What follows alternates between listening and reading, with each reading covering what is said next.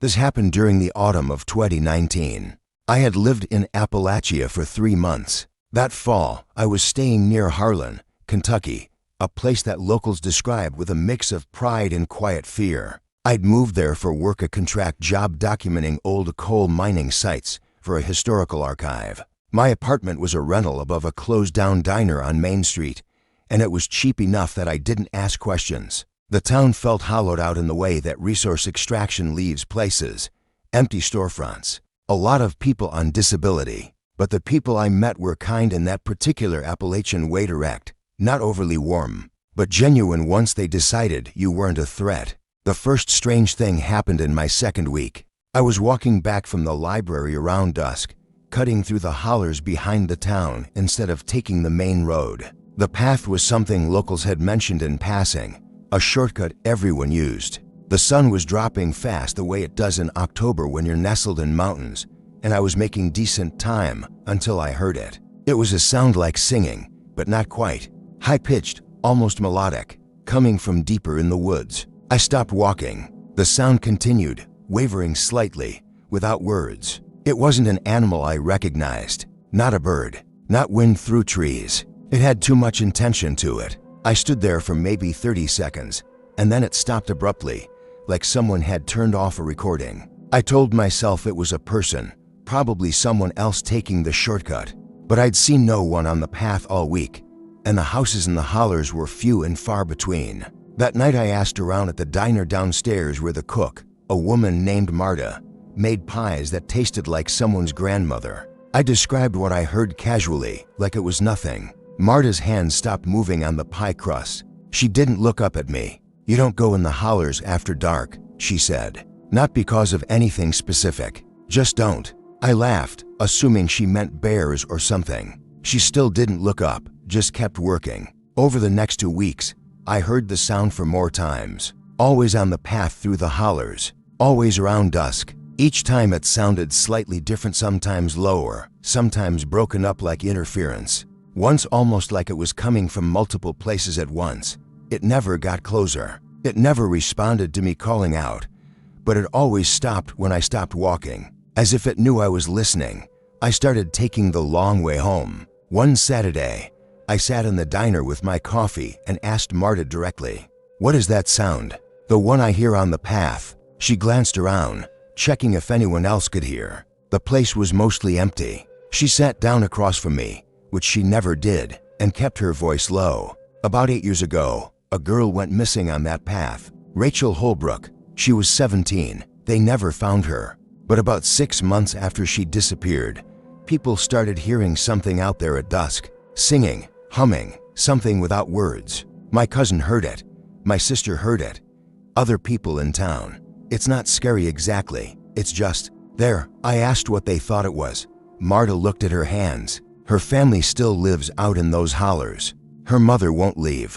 Her father died 5 years back, and her 2 brothers still keep the property. I don't know what it is, but it sounds like it comes from everywhere and nowhere at the same time. I didn't go back through the hollers after that. I drove around, added 20 minutes to my commute, didn't care. But I couldn't stop thinking about Rachel Holbrook, about whether I should research her, whether any of this was real or just small-town legend.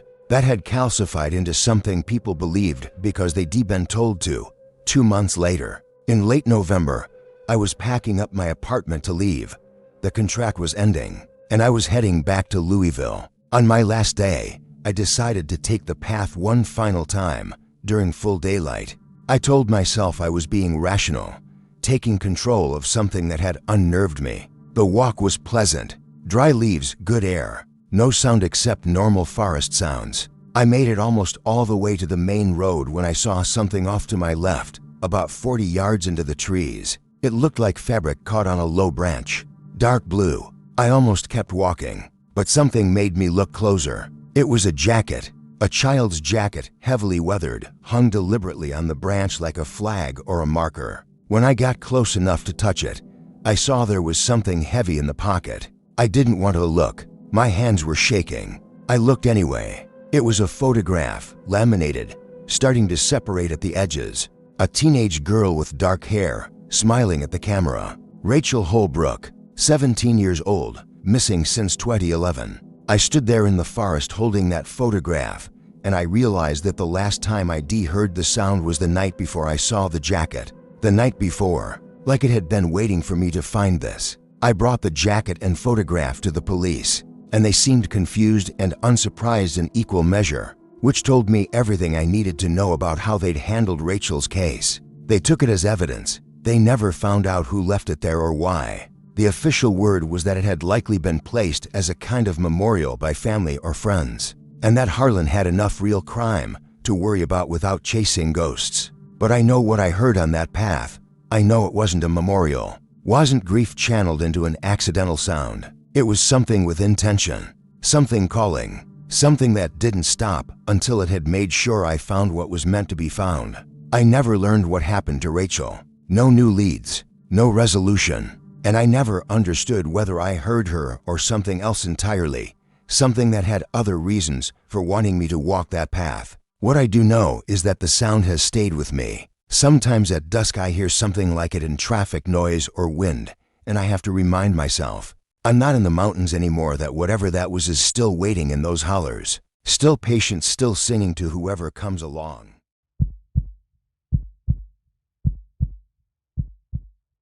This happened during the winter of 2016. I had visited Appalachia for 6 weeks.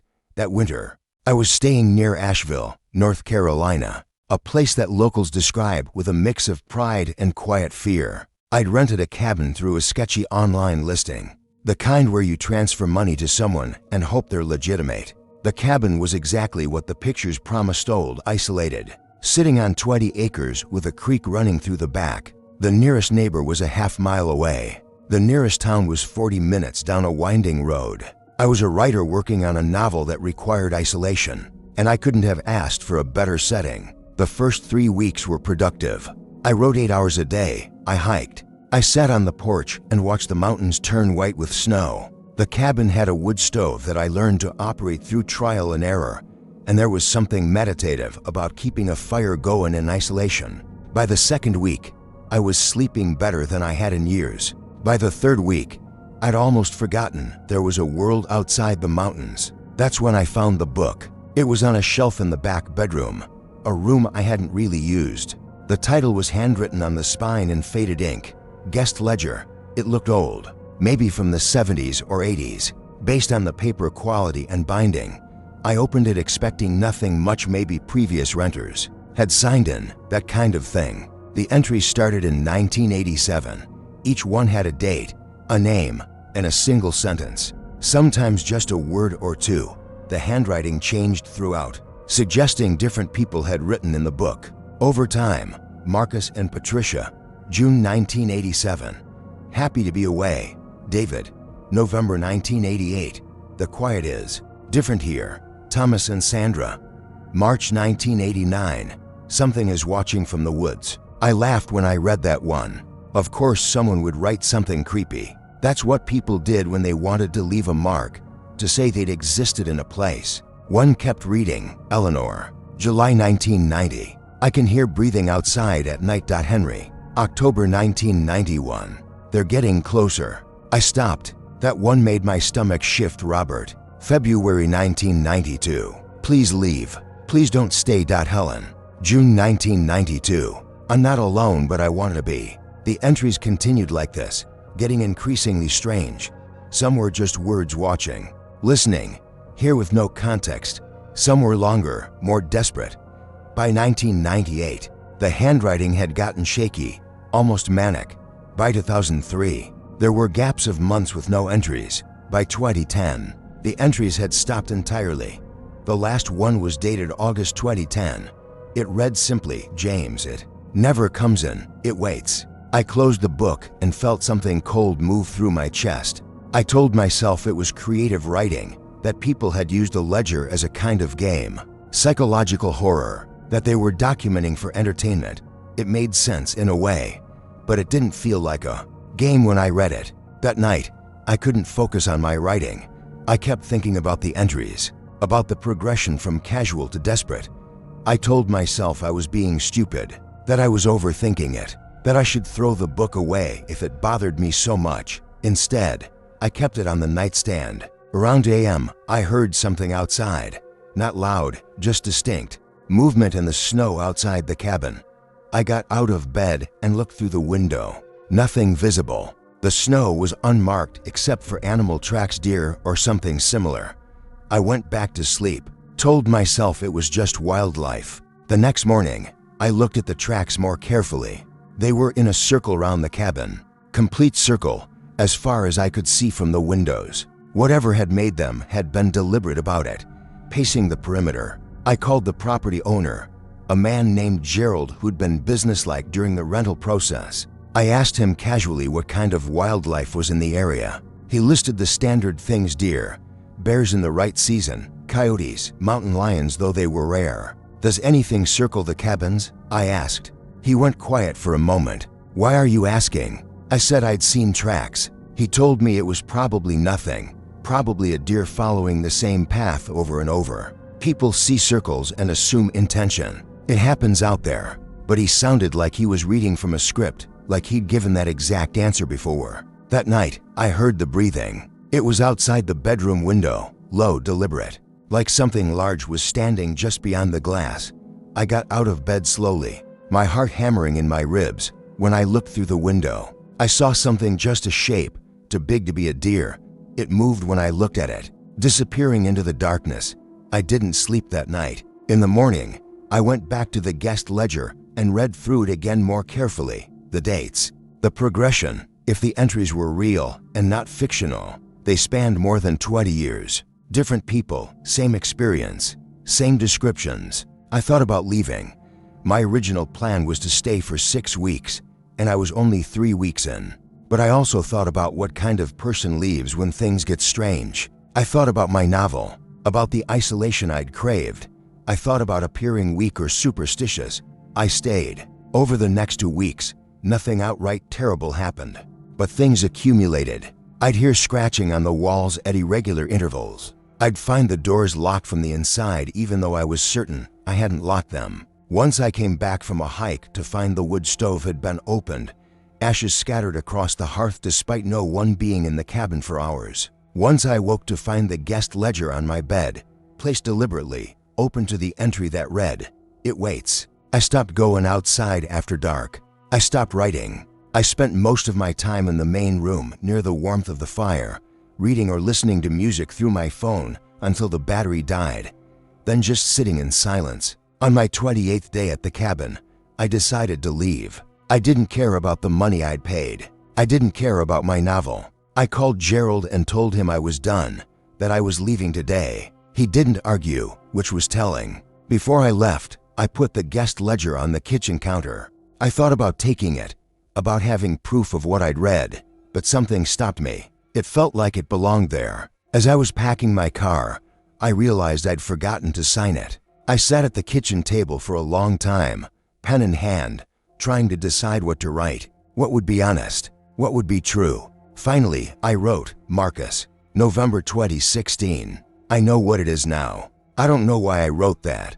I still don't know what it was. I know what I experienced, but I have no explanation for it. No evidence except memories and the profound certainty that something in those mountains was aware of me, was testing me, was waiting to see if I would understand something I'm still not sure how to understand.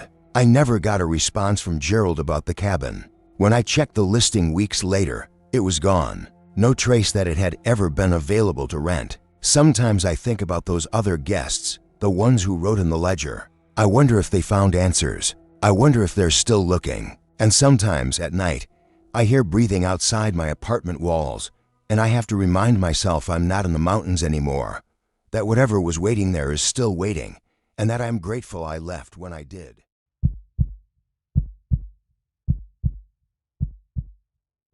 This happened during the spring of 2021.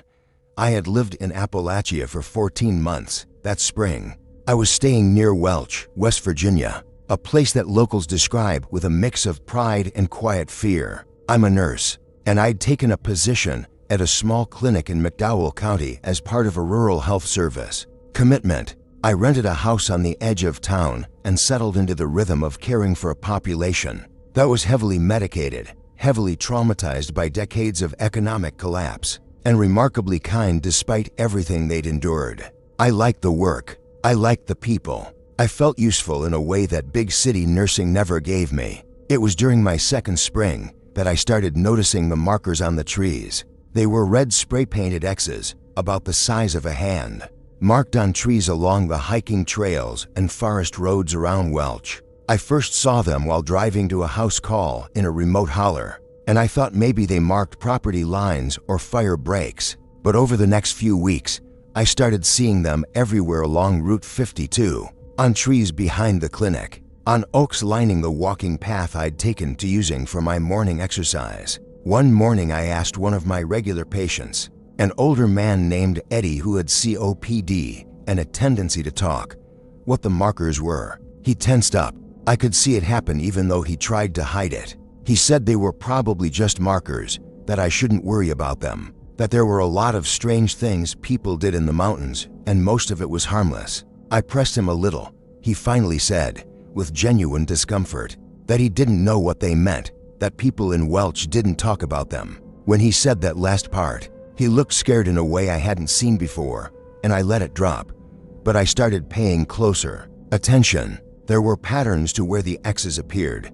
They seemed to follow a route, not a straight line, but a deliberate path that wound through the forest and along certain roads. The marks were different ages. Some were fresh, the paint bright red. Some were faded and weathered, maybe months or years old. Whoever was making them had been doing it for a long time. I asked another patient, a woman in her 60s named Pauline, and she shut down immediately. Said she didn't know anything about them. Said they were probably just kids. Said I should focus on something else, something healthier to think about. That's when I realized that people knew exactly what those markers were, and they weren't telling. Over the next month, I became obsessed with understanding the pattern. I made a map. I marked where I saw each X and tried to trace the route. It seemed to form a circuit around the town, a path that took you through certain specific areas, mostly forest, mostly places where houses were scattered and isolated. The route seemed to avoid the populated areas entirely. One afternoon, I decided to follow the path. I started at a marked tree near the hiking trail behind the clinic and followed the X's.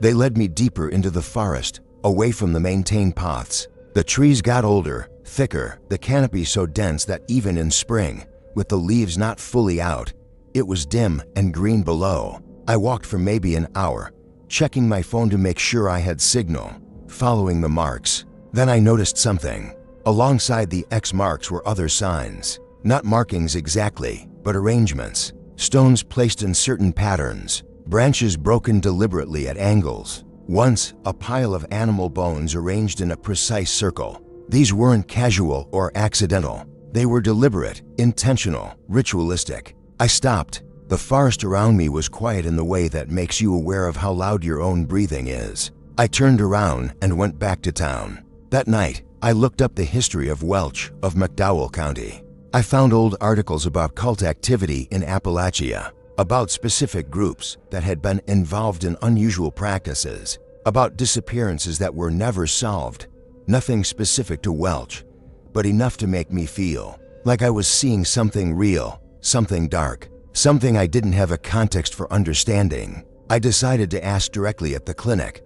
I asked my supervisor, an older nurse named Beth who'd been there for 20 years, what the marks meant. She looked at me in a way I'll never forget, like I'd asked something I shouldn't have, but she understood why I needed to know. She said, quietly, that there were people in the area who practiced things that weren't Christian, that they kept to themselves mostly, followed their own paths, that the marks were probably territorial, a way of saying this is our land, don't come here. She said that understanding that was the best way to stay safe. Accept the boundary. Don't follow the marks. But it was too late. I'd already followed the marks. I'd already seen the arrangements. Over the next week, I started to feel like I was being watched, not paranoid watched, but actually observed. I'd be driving on a back road and see someone standing at the tree line, too far away to identify.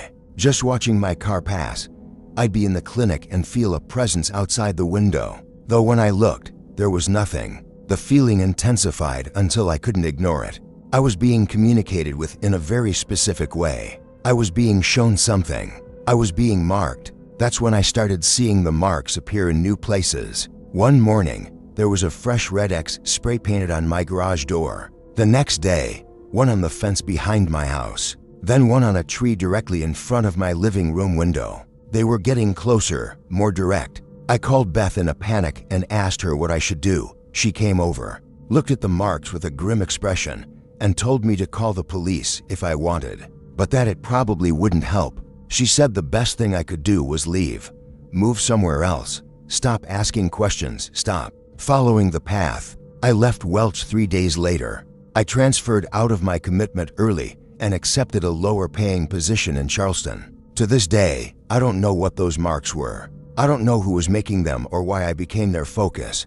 I don't know what I would have found if I'd followed the path all the way to its end. What I do know is that I was invited into something. The marks were a language, and I was learning to read it. The arrangements of bones and branches were breadcrumbs leading me somewhere specific. And I have a terrible feeling that if I'd stayed in Welch another month, I would have understood the message completely.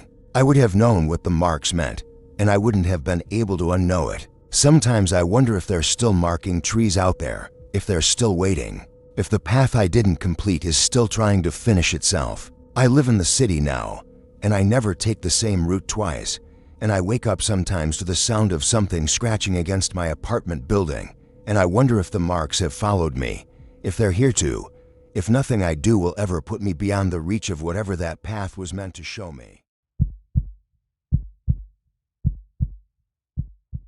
This happened during the summer of 2018. I had visited Appalachia for weeks. That summer, I was staying near Pikeville, Kentucky, a place that locals describe with a mix of pride and quiet fear. I was a documentary filmmaker working on a project about the opioid crisis in Appalachia. I'd come to Pikeville with a small crew to conduct interviews and gather footage. We were based in a hotel on Main Street, and I spent my days driving through Hollers with a camera, filming deteriorating homes and abandoned strip mines, interviewing people who'd lost family members to addiction. It was brutal, exhausting work, but necessary. The stories needed to be told. One afternoon, a local contact named Sarah mentioned a hollow about 30 minutes outside town where multiple families had been affected by addiction. She said the area was quiet now, that most people had either moved away or died. She warned us that it could be depressing to film there, that the emptiness might be difficult to capture effectively. We drove out anyway. The hollow was called Blacklick, though nobody seemed to know why. The road leading in was barely maintained, heavily overgrown. We drove for what felt like longer than 30 minutes, and I started wondering if we were lost, but Sarah assured me we were close. Just a bit further, then the road opened into the hollow proper. It was striking in its desolation. About a dozen houses scattered across the hillsides, most of them boarded up. The grass was overgrown. There were cars in driveways that looked like they hadn't moved in years. No people, no movement. The only sound was wind through trees and the engine of our van. We parked and started filming. The silence was the first thing that struck me. It wasn't peaceful or meditative. It was hostile in a way I can only describe as wrong. Normal places have ambient sound. Even isolated places have birds, insects, wind that sounds natural.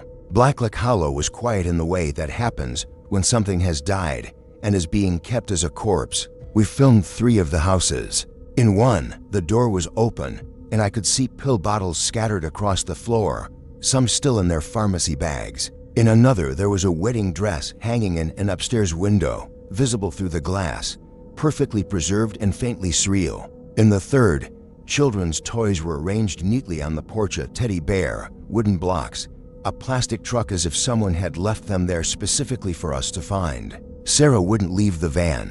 When we got back, I asked her why. She said there was something about that place that made her skin crawl, that she'd only come here once before and had regretted it ever since. When I asked what was wrong, she couldn't articulate it, just said it felt like the place was watching us, that the silence was intentional, that staying there longer felt dangerous. I laughed about it because I was a documentarian and I didn't believe in feelings about places. I believed in facts, in evidence, in the material reality of addiction and its effects. Emotional responses were valid for storytelling, but not for analysis.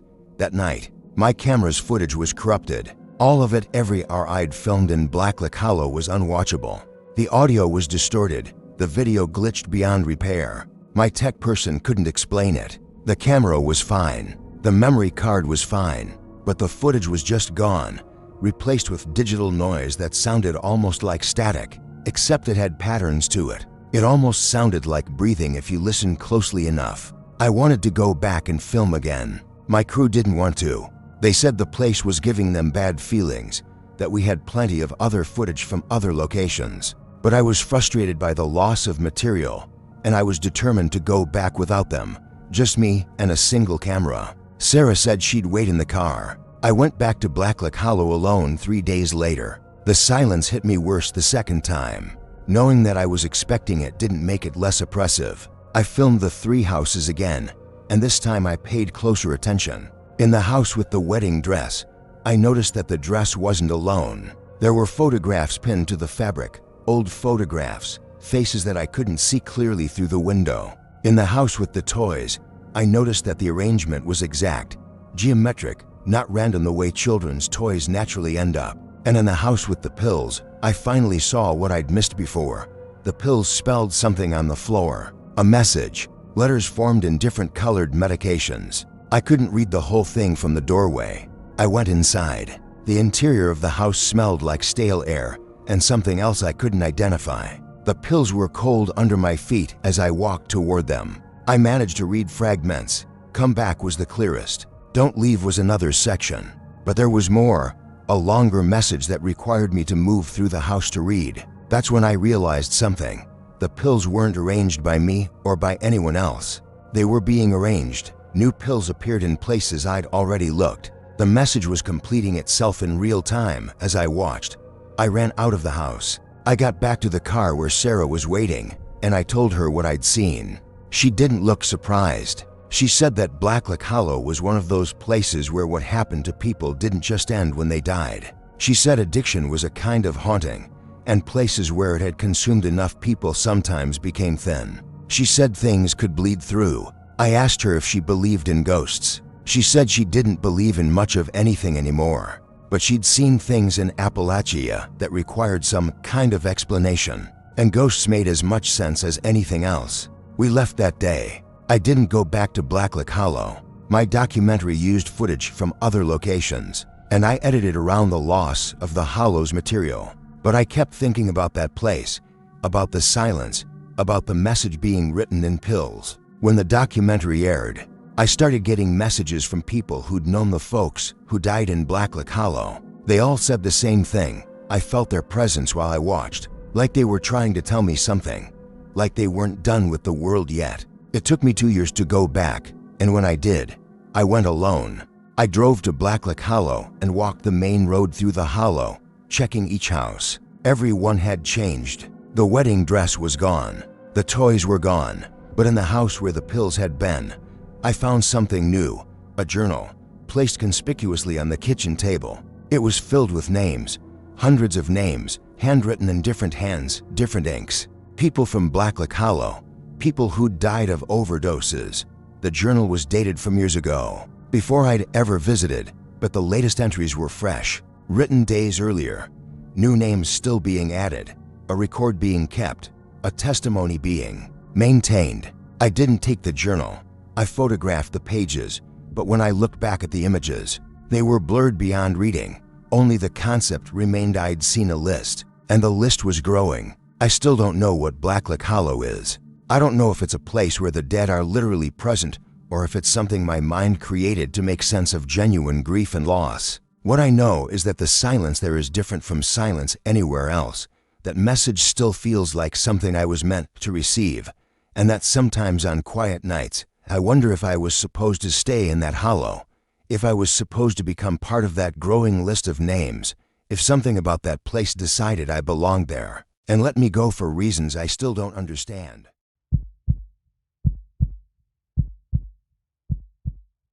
This happened during the winter of 2017.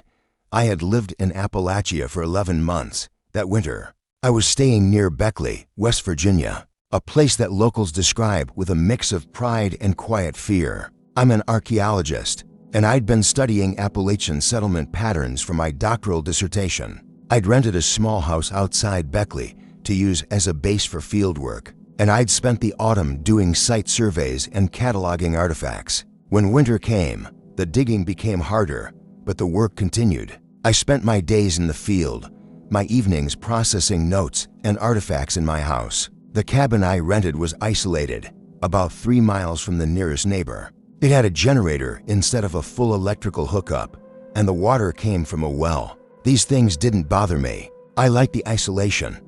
I liked the absence of unnecessary stimulation. The fog came in December and stayed. It wasn't unusual for fog to settle in the mountains at that time of year. What was unusual was the consistency of it. For 12 days straight, the fog didn't lift once. It just sat there, thick and white, reducing visibility to maybe 20 feet from any direction. The radio mentioned it was an unusual weather pattern. The few neighbors I knew mentioned it was strange, but not unprecedented. By the 4th day, I started noticing the footprints. They appeared in the snow outside my cabin, circling the building. They were human footprints, bipedal, roughly my size, but they weren't mine. I hadn't been outside the cabin since the fog came in. I'd gone in with enough supplies to last a week, yet here were prints, fresh in the new snow, suggesting someone had walked around my cabin multiple times. I told myself it was from before the latest snowfall, that I was misremembering when it had last snowed. But the prints looked fresh. The edges weren't rounded or melted. They were sharp and precise. The next morning, there were more prints, and this time, they led to my back door where something had scratched at the weathering, leaving long gouges in the wood like fingernails drawn down the surface. I called my department head and mentioned the footprints casually, as if they were no big deal. He told me it was probably just a neighbor checking on me, that people in Appalachia were community-oriented in that way. But he sounded uncertain, like he didn't believe that explanation either. Over the next few days, things escalated slightly. I'd find the windows fogged from the inside when I woke up, as if someone had been breathing against the glass all night. I'd hear footsteps on the porch, walking back and forth, at odd hours. Once, I heard what sounded like a hand pressing against the door, testing it, then releasing. The fog never lifted. On day 9, I was looking out a window at the nearly invisible forest beyond the fog line when I saw a figure. It was standing about 50 yards from the cabin, barely visible. Shaped like a human, but wrong somehow. The proportions seemed off. It stood for a long time, completely still, and I realized it was looking at my window, looking at me. I backed away from the glass. My heart was racing. I told myself I hadn't actually seen anything, that the fog was playing tricks, but I knew what I'd seen. I knew someone or something was out there. I turned on all the lights in the cabin. I tried to call for help, but my phone had no service, which was normal for the area but felt sinister now. The generator hummed in the basement. The fog pressed against every window, a solid white boundary between me and whatever was outside. That night, I heard knocking. It was slow, deliberate, not frantic or threatening exactly, just persistent. It came from different places around the cabin, a window on the north side, then the south side, then the front door, then the back. The knocking would move around systematically, as if cataloging every possible entry point. I sat in the middle of my main room with every light on and listened to my home being tested. The knocking stopped around 3 a.m. The silence that followed was worse than the knocking.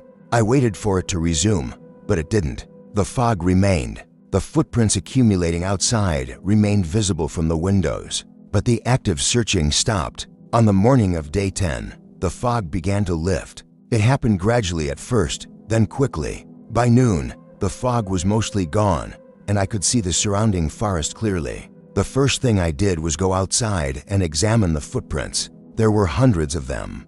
The entire perimeter of my cabin was covered with overlapping footprints, layered so densely that they looked like a single churned patch of snow around the building. But worse than the number was the fact that they all led in one direction. They converged toward a point about 100 yards into the forest, like they'd all been walking toward something, or coming from something. I followed the converging trail and found a small clearing. In the center of the clearing was nothing, no sign of anything, Just a patch of untouched snow, but it was warm to the touch, and it was melting slightly even though the temperature outside was well below freezing. I went back to town that day. I didn't return to collect my equipment or my research. I paid out the lease and left West Virginia. Before I did, I asked a few people in Beckley if they'd ever experienced something similar. One man, a local historian, said he'd heard stories about visitors in the fog, about things that came during winter and walked around homes.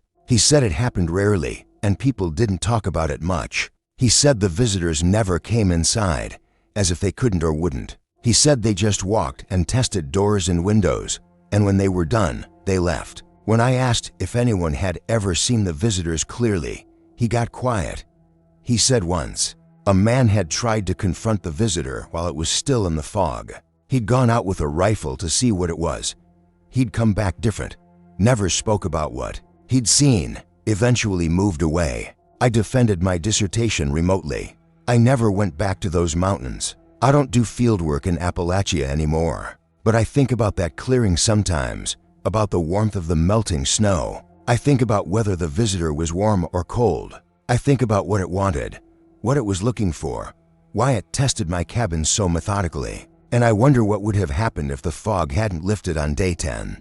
I wonder if it would have stayed indefinitely, if I would have eventually opened the door just to make the waiting end, if I would have seen what stood on the other side of my threshold in that white, suffocating fog. Sometimes in winter, when fog settles where I live now, I feel the same dread I felt in that cabin. I feel like something is testing boundaries, walking around structures, looking for a way in. And I keep every door locked, every window sealed, every light burning through the night. I tell myself I'm being irrational, but I also know what I saw. I know the footprints were real. I know something was out there, and I know it was looking for me specifically. And I know that if it found me now, somewhere years later and far from those mountains, I wouldn't be surprised. Some visitors follow you. Some visitors wait patiently for you to return to the place where they first found you. And I have a terrible certainty that one day the fog will come and the footprints will appear outside my door again, and this time I won't escape.